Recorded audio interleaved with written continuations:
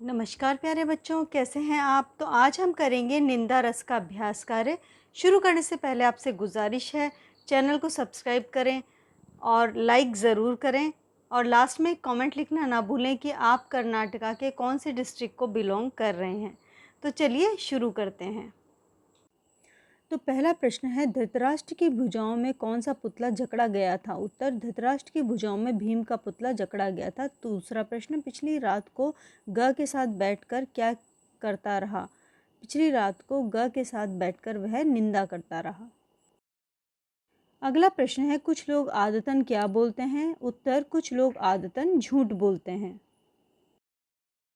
अगला प्रश्न है, लेखक के मित्र के पास दोषों का क्या है? लेखक के मित्र के पास दोषों का कैटलॉग है। लेखक के मन में किसके प्रति मैल नहीं रहता? लेखक के मन में अपने निंदक मित्र के प्रति मैल नहीं रहता। अगला प्रश्न, निंदकों की जैसी एकाग्रता किसमें दुर्लभ है? निंदकों की जैसी एकाग्रता भक्तों में दुर्लभ है। अगला प्रश्न, मिशनरी निंदक 24 घंटे निंदा करने में किस भाव से लगे रहते हैं? मिशनरी निंदक 24 घंटे निंदा करने में पवित्र भाव से लगे रहते हैं। अगला प्रश्न है, निंदा करने वालों के लिए क्या होती है? निंदा करने वालों के लिए टॉनिक होती है। अगला प्रश्न है, निंदा का उद्यम किससे होता है? निंदा का उद्यम हीनता और कमजोरी से होता है। कौन सा बड़ा ईर्ष्यालु माना जाता है? इंद्र बड़ा ईर्ष्यालु माना जाता है। निंदा रस के पाठ के लेखक कौन है? निंदा रस के पाठ के लेखक हरिशंकर परसाई हैं। कौन कई महीने बाद आया? कई महीने बाद आया था। किस प्रकार का निंदक बड़ा दुखी होता है? ईर्ष्या द्वेष से प्रेरित निंदक बड़ा दुखी रहता है। मनुष्य किससे दबता है? मनुष्य अपनी हीनता से दबता है। किसने निंदा शब्द रसाल कहा है? सूरदास ने निंदा शब्द रसाल कहा है। निंदक की महिमा का वर्णन कीजिए। निंदक लोग जहाँ कहीं इकट्ठे हो जाते हैं वहाँ दूसरों की निंदा में इतने तन्मय हो जाते हैं कि उन्हें अन्यों की चिंता नहीं रहती। जितनी एकाग्रता और तन्मयता कोई भक्त भी भगवान के ध्यान में नहीं लगाता, उतने में निंदा करने वाले लगाते हैं। निंदकों की सी एकाग्रता, परस्पर आत्मीयता, निमग्नता भक्तों में भी दुर्लभ है। अगला प्रश्न है, मिशनरी निंदक से लेखक का क्या तात्पर्य है? मिशनरी निंदक से लेखक का तात्पर्य उन निंदकों से है जो पूरी पवित्र भावना से निंदा का काम में लगे रहते हैं। उनका किसी से कोई बैर नहीं होता, द्वेष नहीं होता, वे किसी का बुरा नहीं सोचते, पर 24 घंटे में निंदा कार्य में बहुत पवित्र भाव से लगे रहते हैं। इसकी नितांत निर्लिप्तता, निष्पक्षता, जिस प्रकार मजदूरों का ट्रेड यूनियन होता है, वैसे ही निंदकों की भी एक संघ होता है। संघ के सदस्य इधर उधर की खबरें लाकर संघ के अध्यक्ष को सौंपते हैं। यह कच्चा माल माना जाता है। संघ इसका अध्यक्ष से पकाकर सभी सदस्यों को इस तरह से बांटता है जैसे उसकी दृष्टि में यह बहुजन हिताय कार्य हो। ईर्ष्या द्वेष से प्रेरित निंदकों की कैसी दशा होती है? बुरे कर्म में लगे व्यक्ति कभी सुखी नहीं होते। यही स्थिति निंदकों की होती है। इसका अधिकांश समय ईर्ष्या द्वेष से युक्त निंदा करने में लगा रहता है। जैसे रात को कुत्ता चांद को देखकर भौंकता है, वैसे ही निंदक भौंकता है। निंदा की पूंजी बनाने वाले के बारे में लेखक ने क्या कहा है? उत्तर है, जिन लोगों के पास निंदा के अलावा और कोई दूसरी संपत्ति नहीं होती, वे लोग इसी पूंजी एवं संपत्ति से अपना कारोबार बढ़ाते हैं। उनका यह कलंकित कार्य ही उनकी प्रतिष्ठा मानी जाती है। वे सदा का पारायण करते हैं। निंदा रस निबंध का आशय अपने शब्दों में स्पष्ट कीजिए। निंदक निंदा करके निंदा रस का आनंद लेता है। निंदक दूसरों की निंदा से सुख भोगता है। निंदा के भी नमूने हैं। निंदक के भी, जैसे कुछ लोग ईर्ष्या से निंदा करते हैं, कुछ लोग अपनी प्रसिद्धि पाने के लिए निंदा करते हैं, कुछ बिना कारण के निंदा करते हैं। ऐसे लोगों के स्वभाव को उजागर करना ही लेखक का उद्देश्य है। अगला प्रश्न है, लेखक अपने मिस्टर क के बारे में क्या कहते हैं? परसाई जी क के बारे में कहते हैं कि वे कई महीने बाद आए थे। उनके मित्र ने उन्हें बताया कि क्या अपनी ससुराल आए हैं और ग के सामने तुम्हारी 2-3 घंटे निंदा करता रहा, लेकिन जब क लेखक से मिलने आता है तो झूठ कहता है कि अभी सुबह ही गाड़ी से उतरा है और एकदम तुमसे मिलने चला आया। आते ही झूठ बोला। उसने आते ही ग की निंदा आरंभ की। उसने ग की ऐसे गाढ़े तारकोल से तस्वीर खींची कि मैं यह सोचकर कांप उठा कि ऐसी ही काली तस्वीर मेरी ग के सामने इसने कल शाम को खींची होगी। निंदा के उद्गम के बारे में हरिशंकर परसाई जी के विचार क्या हैं? उत्तर: हरिशंकर जी कहते हैं कि निंदा का उद्गम ही हीनता और कमजोरी से होता है। मनुष्य अपनी ही हीनता से डूबता है।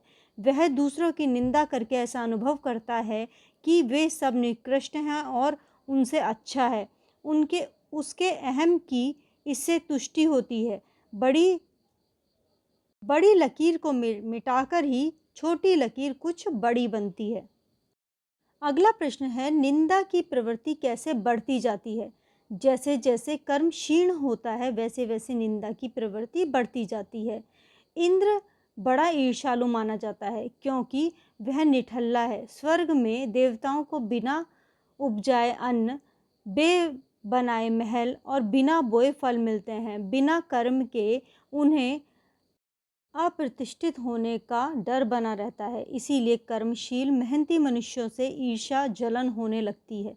ऐसे कामचोर लोग ही निंदक में बदल जाते हैं। आ बेटा तुझे गले से लगा लूं। उत्तर: प्रसंग प्रस्तुत गद्यांश हमारी पाठ्य पुस्तक साहित्य वैभव के निंदा रस नामक पाठ से लिया गया है। इसके लेखक हरिशंकर परसाई हैं। संदर्भ: लेखक का मित्र क लेखक के साथ छल पूर्वक दिखावे की खुशी व्यक्त करते हुए यह वाक्य कहता है। स्पष्टीकरण: लेखक सुबह की चाय पीकर अखबार देख रहा है। अभी सुबह की गाड़ी से उतरा और एकदम तुमसे मिलने चला आया। संदर्भ: इस वाक्य के माध्यम से लेखक अपने मित्र क के झूठ बोलने की प्रवृत्ति को दर्शा रहा है। क कहता है कि वह अभी अभी आया है, जबकि वह पिछली रात से ही आया हुआ है। यह वाक्य उन लोगों के बारे में बता रहा है कि जो बिना किसी कारण के झूठ बोलते हैं। तो आप इसके अंदर प्रसंग वगैरह जो है पहले वाले क्वेश्चन की तरह ही लिख सकते हैं। कुछ लोग बड़े निर्दोष मिथ्यावादी होते हैं। संदर्भ: यह वाक्य उन लोगों के बारे में बता रहा है जो बिना किसी इरादे के झूठ बोलते हैं। उनके लिए झूठ बोलना एक आदत ही बन जाती है। लेखक अपने मित्र क को इसी श्रेणी में रखते हैं। निंदा का उद्गम ही हीनता और कमजोरी से होता है। यह वाक्य निंदा के मूल कारण को बताता है। लेखक का मानना है कि लोग अक्सर अपनी कमजोरियों को छिपाने और दूसरों से बेहतर साबित करने के लिए निंदा करते हैं। जो जो कर्म क्षीण होता जाता है त्यों त्यों निंदा की प्रवृत्ति बढ़ती जाती है। यह वाक्य बताता है कि लोग कर्म करते हैं और व्यस्त रहते हैं, उनमें निंदा की प्रवृत्ति कम होती है। लेकिन जो लोग आलसी होते हैं और कुछ नहीं करते हैं, वे दूसरों की निंदा करने में अपना समय बर्बाद करते हैं। कोष्टक में दिए गए उचित शब्दों से रिक्त स्थान भरना है। सुबह चाय पीकर अखबार देख रहा था कि वे तूफान की तरह कमरे में घुसे। तो मैं पूरा सेंटेंस एक बार में बता रही हूँ। छल का धृतराष्ट्र जब आलिंगन करे तो पुतला ही आगे बढ़ाना चाहिए। तीसरा है, निंदा का ऐसा ही नाशक अंधेरा होता है। ईर्ष्या द्वेष से प्रेरित निंदा भी होती है। पांचवा, निंदा कुछ लोगों की पूंजी होती है। तो अब हमें वर्तनी संबंधी अशुद्धियां हटानी है। तो इस वाले सेंटेंस में ऐसी की जगह हमें ऐसे करना होगा। ऐसे मौके पर हम अक्सर अपने पुतले को अंधकार में दे देते हैं। पर वह मेरा दोस्त अभिनय में पूरा है। तो मेरी की जगह मेरा। निंदा की ऐसी ही महिमा है। आपके बारे में मुझसे कोई बुरा नहीं कहता। सूरदास ने इसीलिए निंदा शब्द रसाल कहा है। कही की जगह कहा है। इस प्रश्न में हमें लिंग परिवर्तन करना है। तो पुतला का होगा पुतली, मजदूर मजदूरिन, बेटा बेटी, पति पत्नी, स्त्री पुरुष। अगला है अन्य वचन में रूप लिखिए। तो इसके अंदर भुजा भुजाएं, कथा कथाएं, दुश्मन दुश्मन, घंटा घंटे, कमरा कमरे, कविता कविताएं, लकीर लकीरें। अब ये कुछ पाठ पर आधारित मुहावरे दिए गए हैं और उनका अर्थ दिया गया है। इसी के साथ ये अध्याय और इस समाप्त होता है। आशा करती हूँ आपको अच्छा लगा होगा। प्लेलिस्ट चेक करें। धन्यवाद।